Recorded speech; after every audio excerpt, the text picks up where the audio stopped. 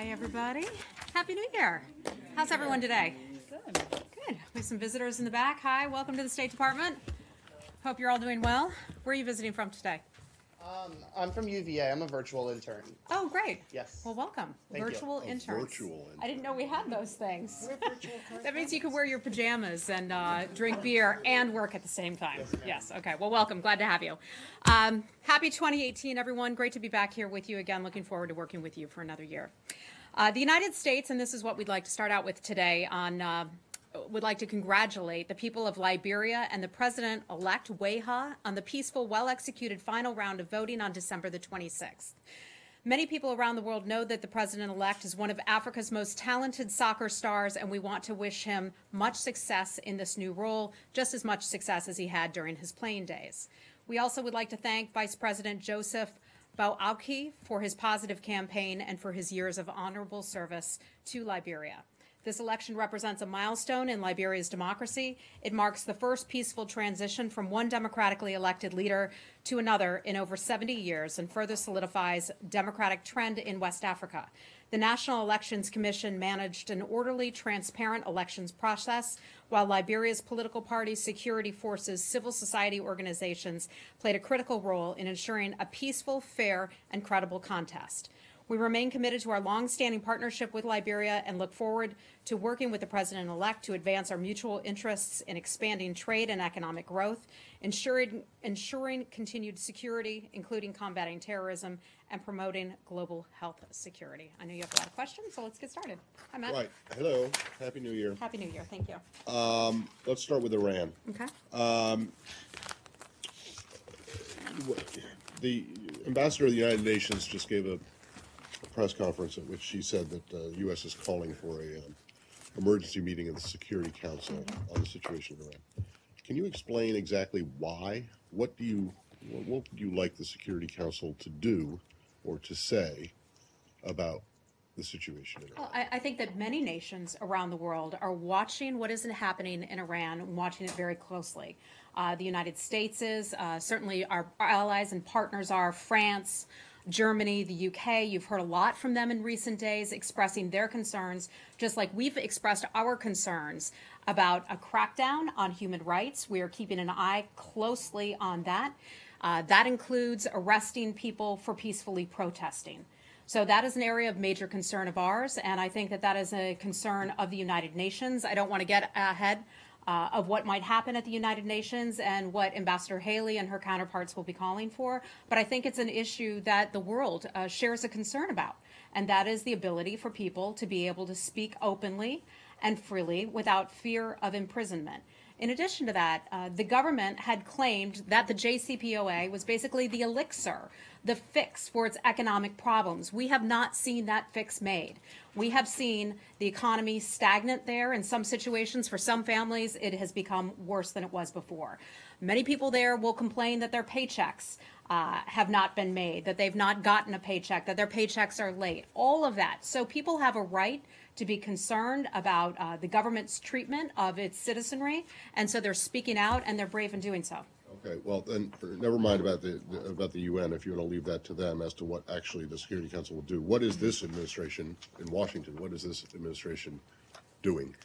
Well, I think we're watching the situation very closely. We are expressing our support, as we have many occasions before, for the Iranian people, understanding that it is brave, that they are courageous in speaking out publicly and forcefully. And these are folks who are, the working class. You're seeing this in many towns across the country, people going out at their own risk, at their own peril, speaking out about their concerns. And as Americans, we can all support the right of a freedom of expression, something we support, and we are watching them do just that. We're talking with our allies as they express their very same concerns about the situation there. When you say that you're watching it very closely, monitoring, as everyone knows quite well, the U.S. doesn't have an embassy in Iran, doesn't have any, at least no publicly known presence there. So how exactly are you following the situation? News, social media? Matt, this would go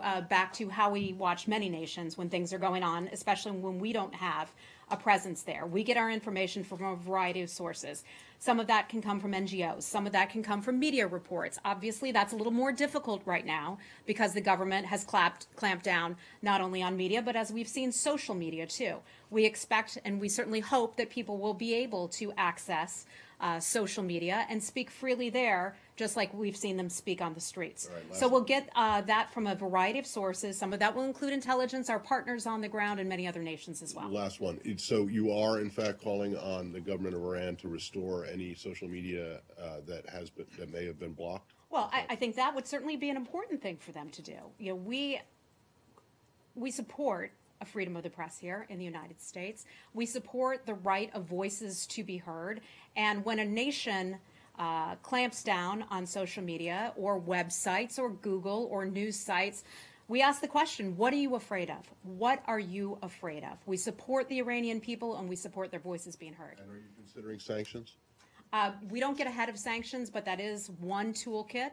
A couple things that we have in a very broad and wide toolkit. There are a range of options that we certainly have going forward. And that's why I say we are watching reports very carefully of any potential human rights abuses of these protesters who are protesting peacefully.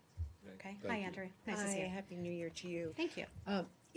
First of all, is there anything that the U.S. can do to help restore access to social media to the Iranian people? Not that I'm aware of. I mean, look, I'm not a tech expert. There are lots of ways that people can get information through different sources and different apps and all of that, but I'm not aware of anything in particular that we as a government are able to do, but we're watching it carefully. And speaking of social media, one of the president's first tweets on this was, he said, change is needed. Mm-hmm. Is he calling for regime change? No, I think what the president is talking about is exactly what the Iranian people are saying, that they want change. They want the government to start taking care of them. We've heard from some of the protesters their concerns about that nation's money being spent on exploits in other countries. Syria, Iran's support for Hezbollah, Iran's support for weapons being sent around the world, as opposed to spending that money on its own people. So I think when the president calls for change, he's calling for the Iranian government to make changes for its own people, and the same thing that the Iranian people are calling for. And is there a risk that some experts are expressing about modulating the tone, in that the president's tweets, if they are too strong in solidarity with the protesters, could backfire, could support the hardliners, could lead to a crackdown? The Iranian regime is always going to come up with reasons to try to claim that other governments are responsible for some of their own problems at home, that other governments are responsible for their own people speaking out. This is not the first time that we've seen the Iranian people speak out about their concerns of their treatment under their regime. We saw that almost 10 years ago. We're seeing it once again. The issue's slightly different, but they remain the same. Okay. So when you say that the U.S. has expressed support for these protesters, what is it that the U.S. wants them to do or accomplish?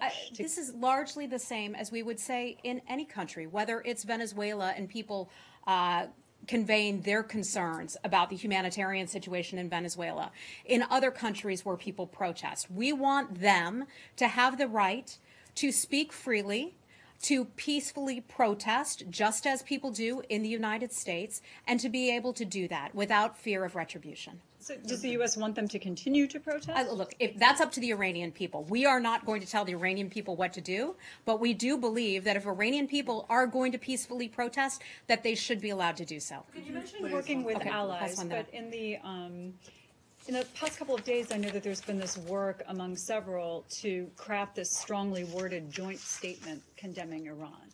But that hasn't happened yet, and it seems like there are a number of problems. Can you talk about the status of that? And if there can't even be consensus on a strongly worded statement? Michelle, I think you're getting way too far ahead on this one, okay? A lot of people want to see statements. We're having very good conversations with our allies. We have seen that we are in agreement with our allies, with France, with Germany, with the UK as well. You've read their statements. Boris Johnson, for example, calling on all concerned to refrain from violence and international obligations on human rights to be observed. The French foreign minister a number of victims of arrests, a tremendous concern of theirs. The right to protest freely is a fundamental right. Those are the same things that we are calling for. I'm not going to adhere, I don't think the U.S. government and the other governments are going to adhere to any kind of arbitrary timeline for getting something on paper. I have to remind you all, yesterday was a holiday. This is our first day back from a holiday. There is no disagreement where we stand. Okay. Hi, Arshad. Hey, you talked about your concerns about human rights.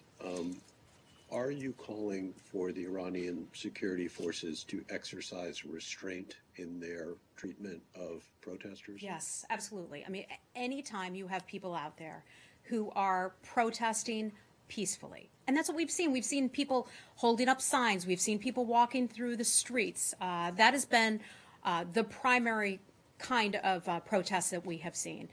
Security forces, we would always urge them to use restraint, to not overstep the bounds and harm protesters unnecessarily. And do you think that they have, because you're aware obviously of the number of deaths and the increasing number of deaths, do you believe that they have, any of the Iranian security forces have used excessive force thus far? Arshad, I'm obviously not there on the ground, so I'm not at liberty to, characterize what has actually happened and whether there are instances of excessive force that were used or not. But I can tell you we're following this very carefully. And one more from you on this. You mentioned 2009. One of the challenges that the administration faced, that the former U.S. administration faced in 2009 after the elections, was one of not tarnishing the protesters by too warm an American embrace. Mm-hmm. Do you see any concerns that in your statements of support for peaceful protest, you may in fact be hurting the protesters themselves by ginning up government opposition to them? And might it be better to be more restrained in your own comments? I think anytime you look at people who are protesting in any nation around the world, who are protesting because they want greater economic freedom, because they want to be paid on time, because they want their government to stop spending money on terrorism and start spending their money at home, anytime that people are willing to stand up in the face of an oppressive regime and have that conversation publicly, despite the potential threat, despite potentially being thrown in jail, we ought to support them. That is the right thing to do. But to put this solely on America is not correct. You see France, you see the UK, you see Germany and other nations standing up to support those protesters. I'm not aware of any other place in the world where we would actually look at it and say, oh, United States, don't support those people. Don't support those people who want your encouragement. We hear from around the world, other countries. Venezuela is a perfect example. When we have spoken out on their behalf, or let me back up, not on their behalf, but when we've spoken out in support of their voices being heard, they have said to us, thank you. Thank you, United States. We appreciate that support. Hi, Barbara. You said that the nuclear agreement had not been the economic fix that the government said it would be, but many Iranians say part of the reason for that is because the Trump administration has thrown the certainty of the deal in doubt, and so that contributes to economic, confidence in the deal. And therefore, the support that I can only point to many European companies are still doing business with Iran, so they are able to do those deals. This sort of weakens the support they see from the United States on this factor. Is this going to have any effect on the decision this month about whether to waive the sanctions again, whether to decertify again? This administration looks at Iran through a much broader lens than just the JCPOA. The administration is taking steps to fix its flaws. I'm not going to get ahead of what Congress is working on, but those conversations are taking place, and some of those negotiations are taking place between Republicans and Democrats and the White House to fix the fundamental flaws of the JCPOA. So we can look at Iran through a broader lens than just the JCPOA and look at its destabilizing activities, as we talked about with Syria, in places like Yemen, you name it, Iran involved in some of those nefarious activities. Hi, Saeed. I take it to another place where there are protests. and Wait, so wait, on. finish, Right. finish Iran. Okay. I have a question related to what you've been saying about Syria, Yemen, Iranian intervention outside its borders and its aggression. An envoy of Ayatollah Khamenei met yesterday with the head of the al-Nujaba militia in Iraq. It's an Iraqi part of the hostile Shabi, and Khamenei's envoy praised its role in Iraq and Syria. What is your comment on that, particularly as you just condemned Iranian involvement in Syria? Yeah, I'm not aware of that meeting, so I don't want to comment. If that did even take place, so I just don't want to comment on that. It was in the Iranian press. I'd be happy to share it with you. Okay, well, I'm not going to necessarily believe the Iranian press, but I just am not going to How comment about on the something. Iraqi press? You don't see Iranian aggression in Iraq, like in Kirkuk? Look, we have discussed many times our concerns about Iran's activities. Just a very specific technical point on the sanctions and on the social media. Yeah. One of the social media platforms that's not available in Iran is Signal, and that's a useful one because that's an encrypted one. It's one that activists or journalists, including myself, can use to communicate secretly. It's not available in Iran not because it's been blocked, but because Google doesn't provide one of the platforms which services this to Iranians because of the sanctions. Is Google overinterpreting the sanctions, or Dave, there's an American company that I'm could going be to answer providing a you helpful tool as to them? honestly as I can. I have no idea. I can connect you with some of our sanctions experts who might know more about Google and Signal and their relationship and how they operate or don't operate in Iran. I'm afraid I just don't have any information on that. Without asking you to speak on behalf of the protesters, you do support their aims. We support peaceful protests in Well, you support- Iran, you in sup- Venezuela, Yeah, and but other you support places. what these specific protesters are protesting. Well, I can't comment specifically on what every protester is calling the for. general- the general theme. in general, when they ask for their voices to be heard, when they ask for a better economy, when they ask for the government to spend money on their own country as opposed to terror exploits overseas or in other countries, sure, we would certainly So when they support say that. death to Khamenei, you would support that. Matt, I'm not going to go. I'm not going to see. That's why you're trying to trap me into something like that. I'm not going to go there. I'm just trying to That is figure out that is because not our policy. But we hear what the Iranian people are saying, and just like people in the United States can say things that are very inflammatory. And they're allowed to say that here, the right to free speech. People say that in other countries as well. They have a right to have their opinions on that matter. One of the administrations, and this not just this administration, a long time U.S. Policy goal has been for Iran to stop supporting Hezbollah in Lebanon, and at least going back to 2014 to stop intervening in Syria. So when the protesters say, get out of Lebanon, stop supporting Hezbollah, get out of Syria, stop supporting Assad, you do agree with that, right? Well, we certainly have expressed, and you know this, we've expressed our concerns many times about Iran's activities in Syria and Yemen, elsewhere. I mean, you've asked me numerous times here, name the countries of concern that Iran is involved with, and I've named those for you on many occasions. Iran, Yemen, Syria, you name it, where they're involved. Thanks, Lori. So as long as what the protesters are protesting, or as long as their message lines up with the administration's policy position, you support them. Matt, I think you're wrong there, and here's why. Because as a general matter, we support peaceful protests and conversations that may not always be convenient to the United States, that may not always be convenient to that host country. We talk about that. We talk about the right to free speech. We believe that that is a fundamental human right. Whether it's here, whether it's in Iran, whether it's in Russia, you name the country, we support that free speech. You know that. Okay. Can I take you just a bit further on what you're saying? Do you All right, then we'll support move free- on, because we're starting to get... Do you support free speech for the Palestinians Look, we support free speech. You know that. and their right to protest? And a right to And you protest. get appalled when 15 and 16-year-old girls are taken in the middle of the night and punched and kicked and stand before a military court. Do you condemn that? Teenagers, young people, yes, absolutely. Yes, I'm talking about a very young teenage Palestinian, Ahad Tamimi, who was taken in the middle of the night. She stood before a military court yesterday with 12 charges and so on. Do you urge the Israelis to release the young teenager? Yeah.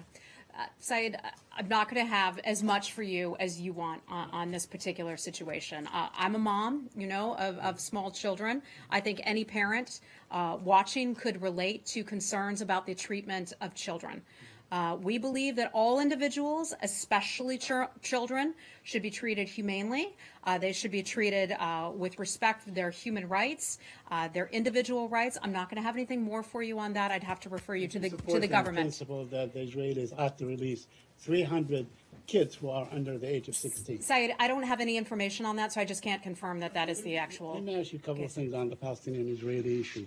There was an article in the New York Times that says that the Israeli government was emboldened by the U.S. recognition of Jerusalem, by all that transpired in the last couple of weeks, to basically do what they did yesterday and basically annex the West Bank. What is your? I'm afraid I don't have anything for you on that. You don't have a position on this? I don't have anything for you on that particular report. Okay, I can get back to you and see if I have anything more. Also, there was a vote on Jerusalem and the Knesset, where they basically prevent any future government there was a bill to prohibit any future government from ceding any parts of Jerusalem, contrary to international agreements. Do you agree with that? I'm Are sorry. you aware of that? Restate that. Yes, I'm aware of that. Are you Knesset aware vote. of the Jerusalem vote and the Knesset? Yes, I am aware of that. Prohibits any future Israeli government from ceding any part of Jerusalem? Okay. One of the most important things for this administration is to have peace talks between the various sides to get them to a place of peace. That has not changed. That position remains the same. And those conversations and those talks will continue. I'm not going to get ahead of some of those conversations. Okay, my last question on this. You believe that Jerusalem ought to be a final status issue as it's always been? We have always talked about final status negotiations and that being a part of the final status negotiation. Okay, let's move on. Well, hold on, just one more on this issue. It has to do with this report about the ambassador in Tel Aviv, who is reported to have wanted the administration to stop calling the West Bank occupied. Without getting into internal government deliberations, does the administration still believe that the West Bank is I occupied? can't confirm that conversation or what, Do you still, does the administration believe that the West Bank is occupied by I Israel? can only say that our position has not changed. Our position on that hasn't changed. Does that mean that you still regard the West Bank as being occupied? Matt, I can just tell you our position hasn't changed. I'm going to be very careful with the words because anything related to this region, as many others, is extremely sensitive. Our position has not changed, and I won't budge from that. Okay. At some point, it would be nice to find out exactly what that position is. You shouldn't be afraid, precisely because it is so sensitive. You shouldn't be afraid, unless you're embarrassed by what the policy is, not you personally, but whoever.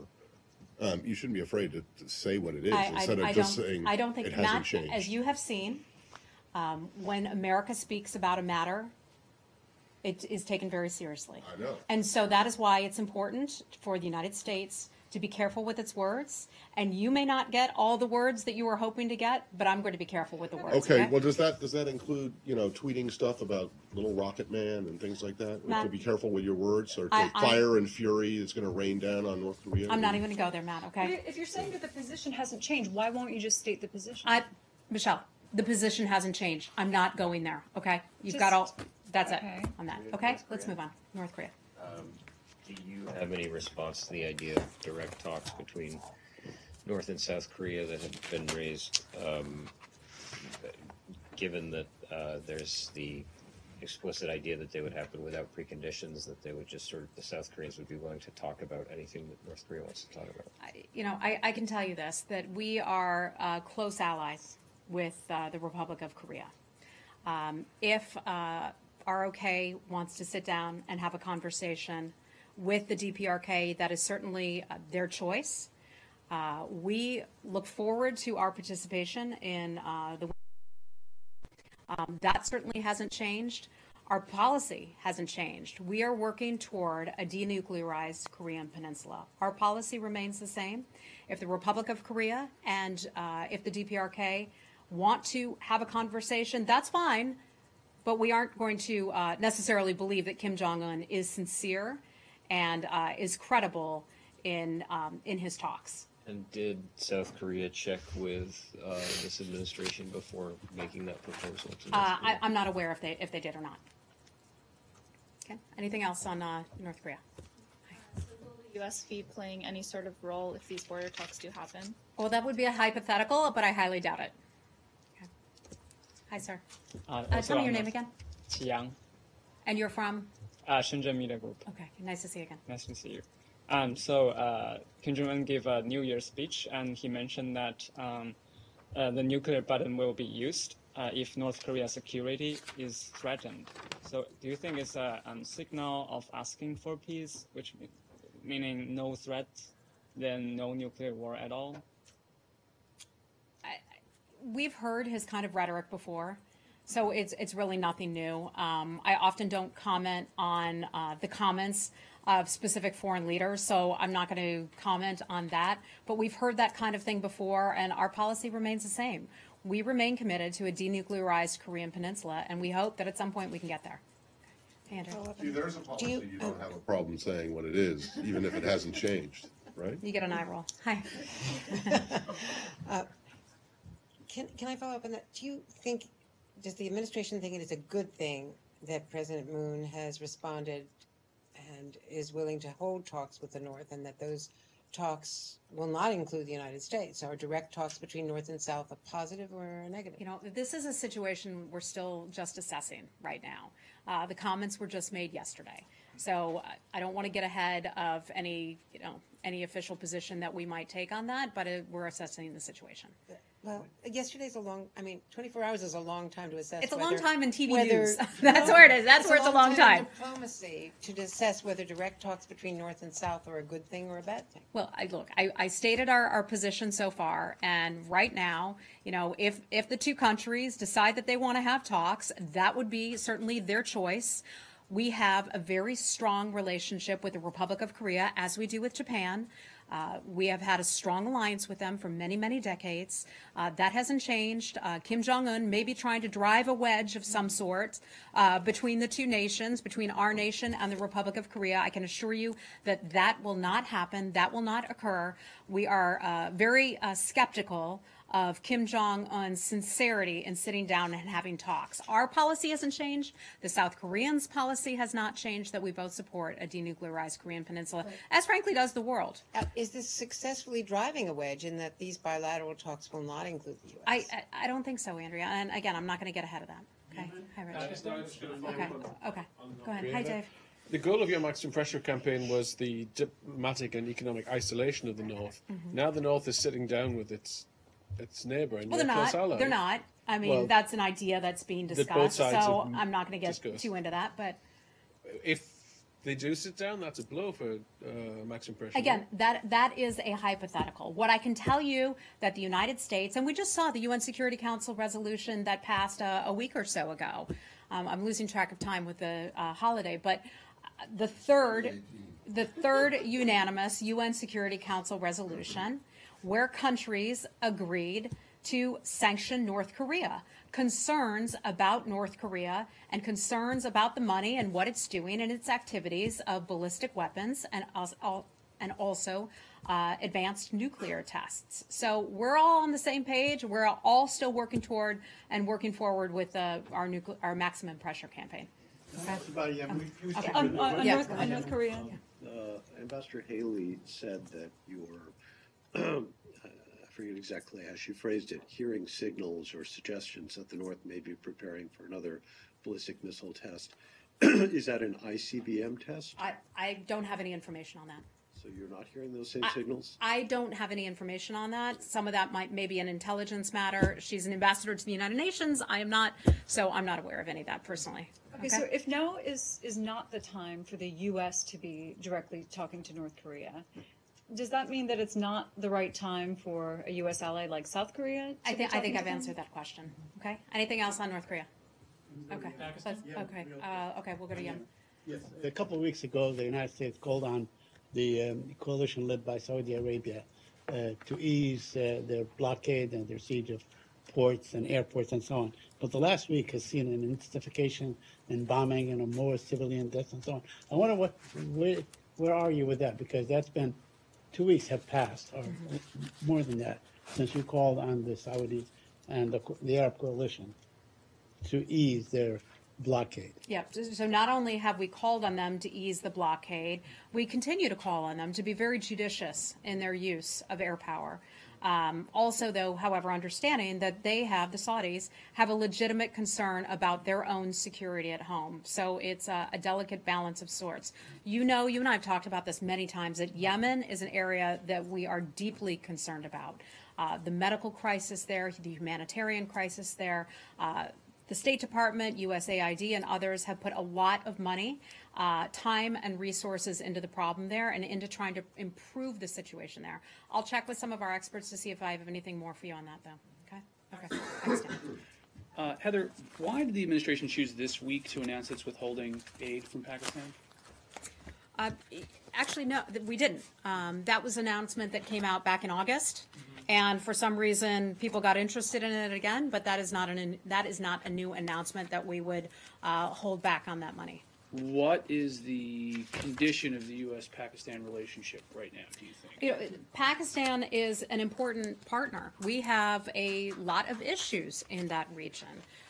Pakistan knows that. We all know that. And we, try to work carefully together on some of those issues, but Pakistan, I don't want to say that Pakistan can do more, but Pakistan knows what it needs to do.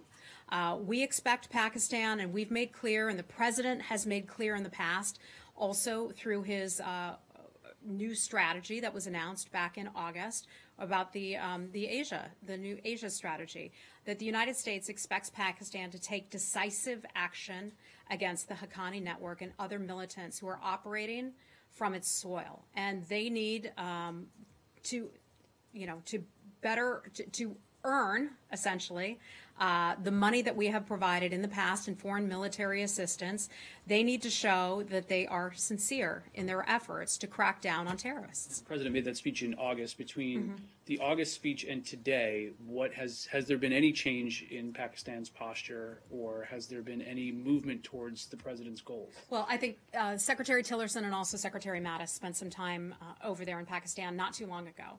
And they shared with the Pakistani government and their counterparts our concerns. We would like Pakistan to do more through cooperation.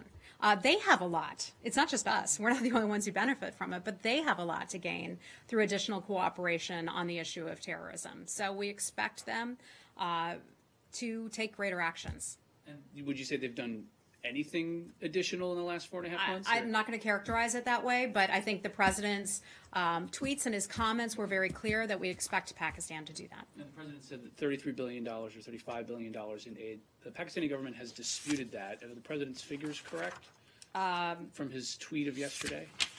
You mean in the overall aid number that the United States has provided over a certain period of time? Let me double check that. But I would go with what he said. What we are now talking about, the president is talking about, is a $255 million for fiscal year 2016 in the foreign military financing. That's what the president was specifically referring to. Okay. We're going to have to wrap it up. Its ambassador. Yes. Our ambassador did meet with the Pakistanis. I believe it was last evening.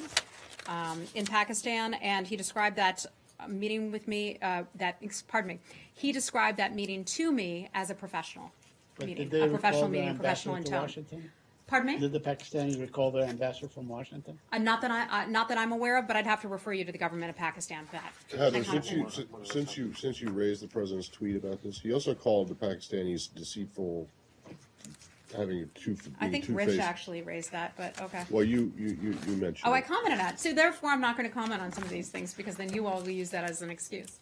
Well, yeah, exactly. So, do you agree with the characterization of the Pakistanis being deceitful, devious, two-faced about that playing a double game for far too long? I think the president and the president's. Well, why don't you just read the tweet? The president's concern. I don't have it in front of me, but the president's concern. I'll get it.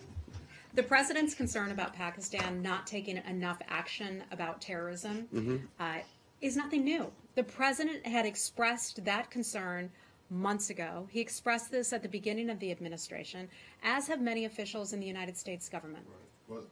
But he and a lot of other officials in the United States government also expressed great happiness and pleasure with Pakistanis when they managed to, after the rescue of the Canadian American couple who were being held. Certainly. So that doesn't count anymore? Look, we were pleased with their cooperation. We certainly were. We have addressed that, but they can do more. And they haven't. They can do more. I'll leave it at that. We've got to go, guys. Thanks. Have a good day. The president also weighed in on the release of Huma Abedin's emails, and he said that he believes that she disregarded basic security protocol.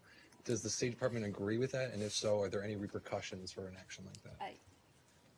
Some of that is a hard matter for me to address here because I wasn't here at that time, a previous administration, so I don't know exactly what protocols she went through. I'm not aware of what potential ramifications there could be, if any. I can only say that we take our records management very seriously at the State Department. Records were released as a part of a FOIA request. The information was released last Friday. We are working to get through a backlog of FOIA requests. Some of that just takes time.